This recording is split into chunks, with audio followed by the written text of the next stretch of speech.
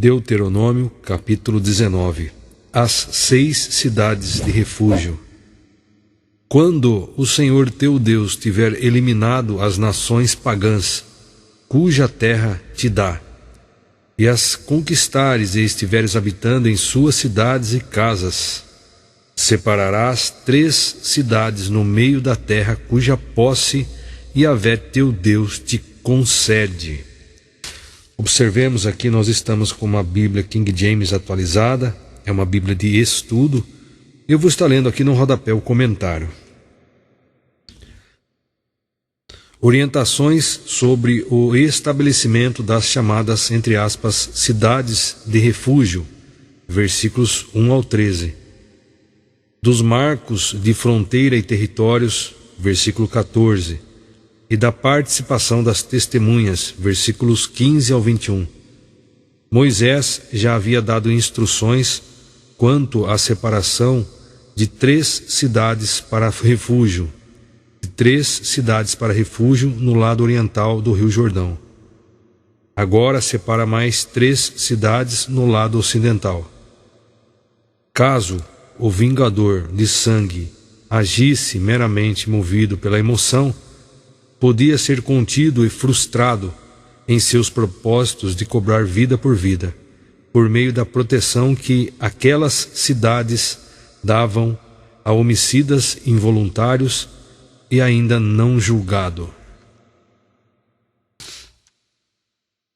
Continuando, versículo 3: Estabelecerás o caminho, medirás as distâncias e dividirás em 3 partes o território da terra que o Eterno, teu Deus, te dará como herança.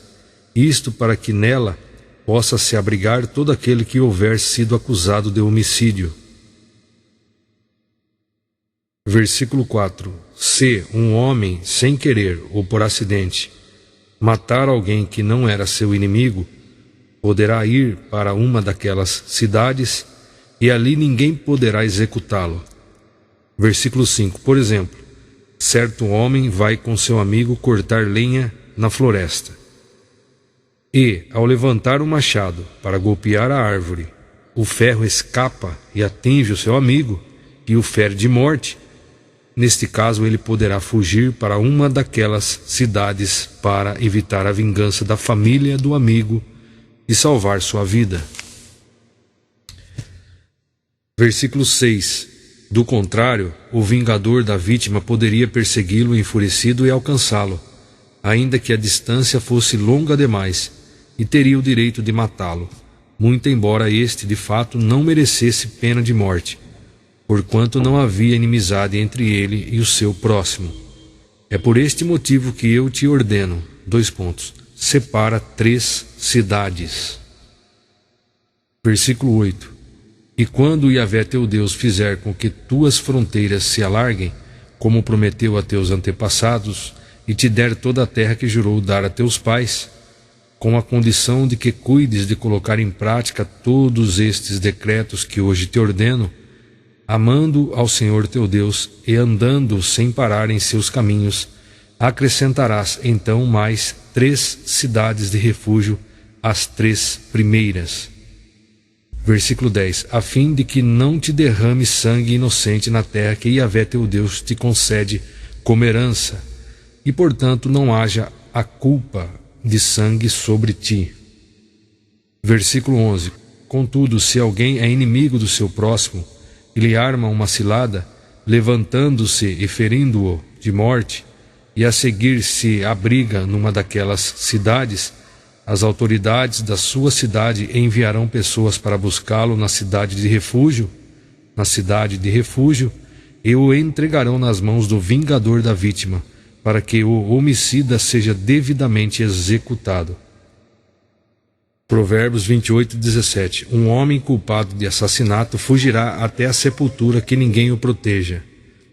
Veja só no comentário dessa Bíblia King James atualizada: desde os primórdios, assim como na época de Salomão, a lei era rigorosa em relação a crime de homicídio, entre outros, e punia com a morte seus culpados. Voltando em Deuteronômio, versículo 13: Portanto, que teu olho não tenha misericórdia do homicida. Deste modo extirparás de Israel o derramamento de sangue inocente, para que vivas bem e em paz. As fronteiras e as testemunhas. Versículo 14. Não deslocarás os marcos de divisa da propriedade do teu vizinho, que os teus antecessores estabeleceram na herança que irás receber na terra cuja posse Yahvé teu Deus te concede. Versículo 15. Uma só testemunha não é suficiente para condenar uma pessoa de algum crime ou delito. Qualquer acusação necessita ser confirmada pelo depoimento de 2 ou 3 testemunhas idôneas. Aqui, como referência cruzada, vamos ler Mateus 28:16. Como tratar o pecado de um irmão. Versículo 15. Se teu irmão pecar contra ti, vai e em particular com ele conversem sobre a falta que cometeu. Se ele te der ouvidos, ganhaste a teu irmão. Versículo 16. Porém, se ele não te der atenção, leva contigo mais 1 ou 2 pessoas, para que pelo depoimento de 2 ou 3 testemunhas, qualquer acusação seja confirmada. João 8:17. Está igualmente escrito na vossa lei que o testemunho de 2 pessoas é verdadeiro. 2 Coríntios 13:1. Esta será a 3ª vez que vou visitar-vos.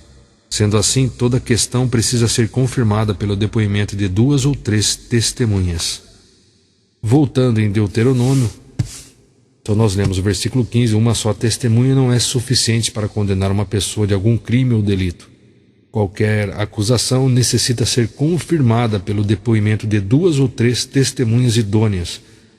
Versículo 16, quando uma falsa testemunha se levantar contra alguém, acusando-o de alguma rebelião, as duas partes em litígio se apresentarão diante de Yahvé, na presença dos sacerdotes e dos juízes que estiverem em função naqueles dias.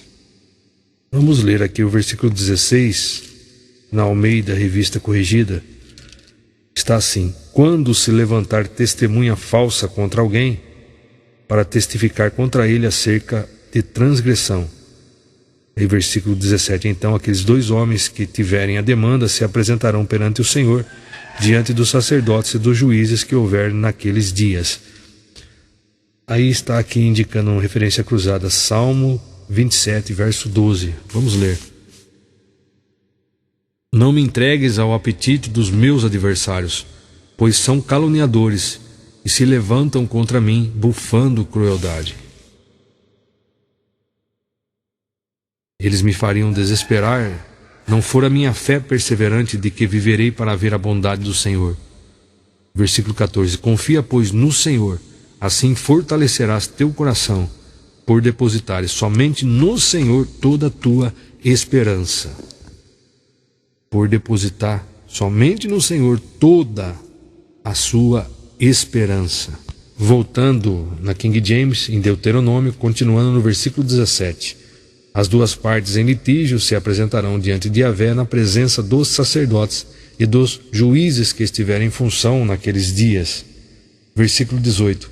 Os juízes investigarão minuciosamente o caso, e se ficar provado que a testemunha mentiu e deu falso testemunho contra o seu próximo, então vós a trareis da mesma maneira que ela própria planejava punir o seu próximo. Eliminarás, pois, o mal do meio de Israel. Versículo 20. Todo o povo saberá do ocorrido e ficará apavorado, e nunca mais se cometerá um crime desses no meio de ti.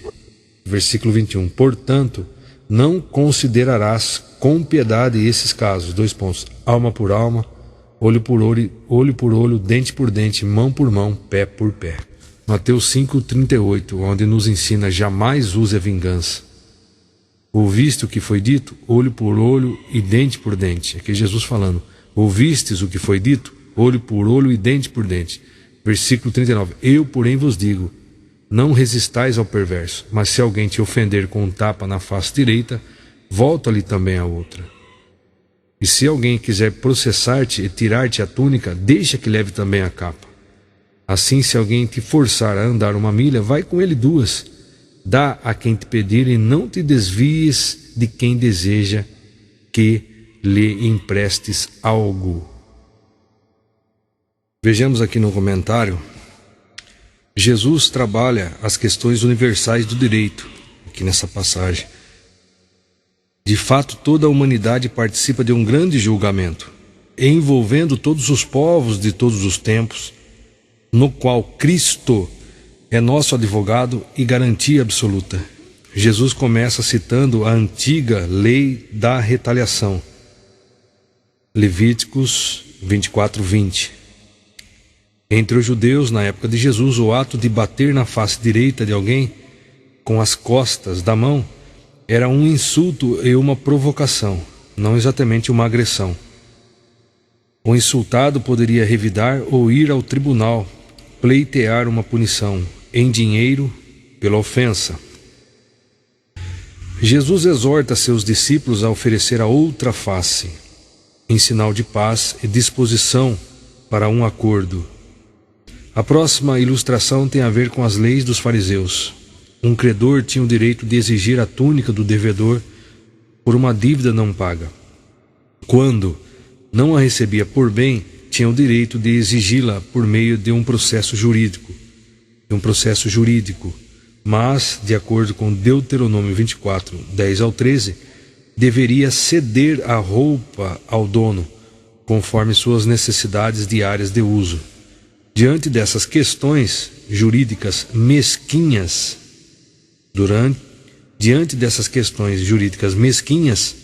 Jesus exorta os discípulos a serem altruístas, se credores, a desistir do penhor, se devedores, a dar além do devido, entregando também a capa que era vestida sobre a túnica.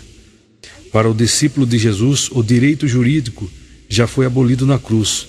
A nova ordem é a lei do amor em Cristo. Outra metáfora de Jesus reforça essa ideia. Tem a ver com o costume judaico de se pedir a companhia de alguém numa viagem pelas perigosas estradas da época. Quando alguém se negava e acontecia um crime, essa pessoa era responsabilizada pela sua comunidade local, por não ter atendido ao pedido do viajante.